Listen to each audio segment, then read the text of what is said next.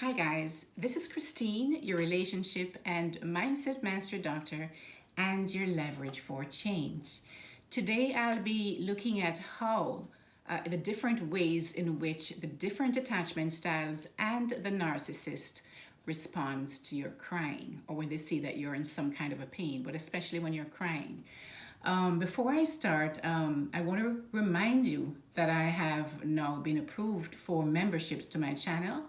So you can support me at the lowest level, which is $3.99 a month. Or there are other ways that you can actually go further up the ladder. There are 5 levels. If you see a button, there should be a button at the bottom of this video that says join. And when you click on that button, it will give you all the different, the 5 different levels that I offer. At the top level, guys, the 2 top levels, especially the last level, which is a VIP level, you're able to really work on yourself, right? You're going to do this on your own, but I will meet with you, those in the top level, once a month. You'll have an appointment, one-on-one appointment with me, and we will discuss what you've learned and the difficulties you may have moving forward and the challenges you're having and anything private that you may not want to discuss in a open forum. All right, so go and check that out first, and I'll continue now with the different ways, the different attachment styles, and the narcissist responds to your crying, or when they see that you're in pain generally, but especially when you start to cry.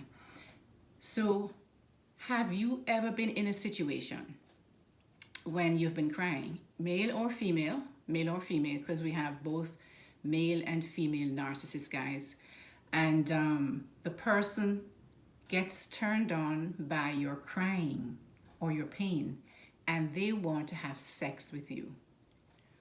This is a telltale sign of a narcissist. They thrive on your pain. They thrive on having control over you and how they can manipulate you into crying, and then they will come back.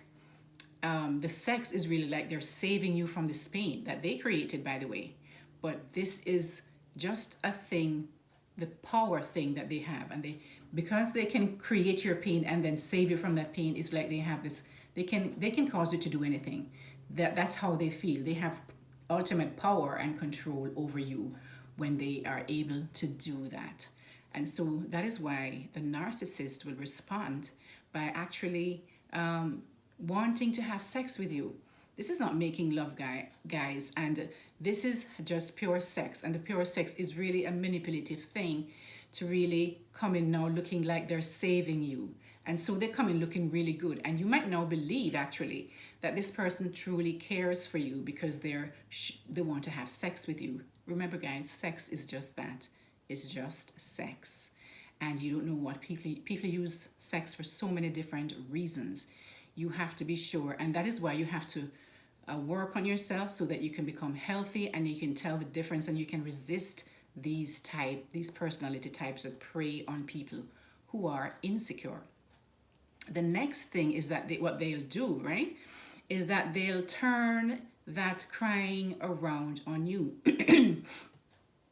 They'll actually blame you, and blame you for the reason you're crying. If that sounds weird, yes it is. But they'll say something like, you're the one who caused me to do that. You're the one who caused me to say that. The things what they said or did that made you cry.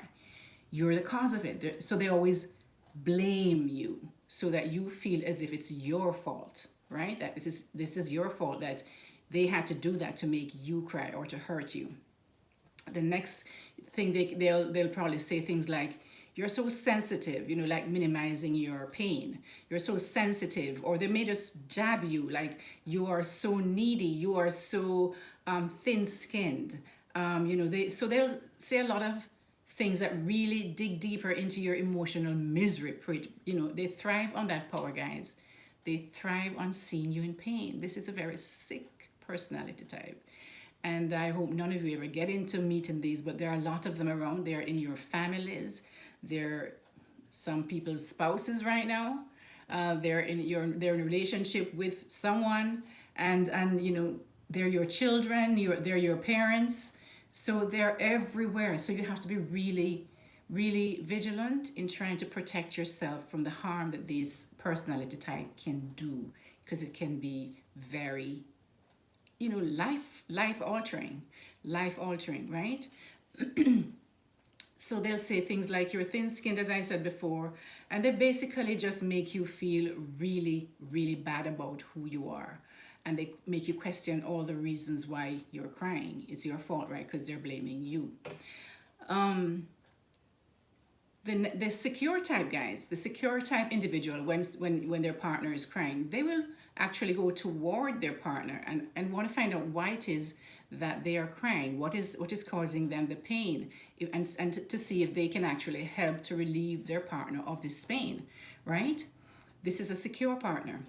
The anxious partner will actually be kind of happy. It's kind of sad to say, but kind of happy, not happy that they're crying, but happy in a way that this partner is now allowing them to come closer, because when somebody's hurting, they will go toward that person to really help to, make that pain less. So it makes them, because they like closeness, and they like to be there to take care of you.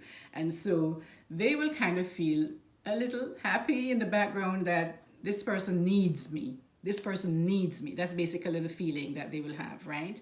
And because they're, now they have that opportunity to come closer to you, to comfort you, and they see it as just an opportunity to be closer to you. And you know that the anxious preoccupied just loves closeness. The dismissive avoidant individual guys, they will most likely withdraw. They, as you remember, they cannot take emotional intensity.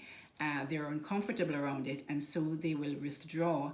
Either they will just totally build up a wall, so they look as if like, almost expressionless, like they're a zombie, because they have no way to really they're not very good at showing emotion and understanding emotions, right? At their core, they feel it and they sense it, but they cannot empathize with you. They don't have that capability. So to protect themselves, they will leave, or they will just totally put up a wall between you and them. And at that time, you know how that can be painful, because at this point you're hurting, and then they have this wall up. You're wondering, oh my God, this person is so horrible, cruel. How can you not see that I'm in pain and you're just totally ignoring me? That kind of a feeling, right? And so they don't do it so much out of cruelty, though, like the narcissist. They do it more out of the fact that they just cannot tolerate emotional intensity, and so they have to run away from it. They have to go away from it. They just can't manage it. They just cannot manage that kind of emotional intensity. On the other hand, the narcissist does this thing out of pure cruelty and arrogance. They do it out of cruelty. They will do whatever they're doing, the way they respond to you when you cry, out of cruelty and arrogance. So guys, I hope that is kind of gives you a little insight into how the different attachment styles will respond to you crying and seeing you in pain. And if you learned something from this video, please like, share, and subscribe to my channel. Also, please hit that notification bell. That way, as soon as I upload a new video, you will be notified. In the meantime, guys, don't forget again to press that join button to see the different membership levels I have. And also, just keep looking out for my videos. I try to do one now every day, as time permits. I try to do one every day. So in the meantime, guys, until next time, I'll see you. Take care.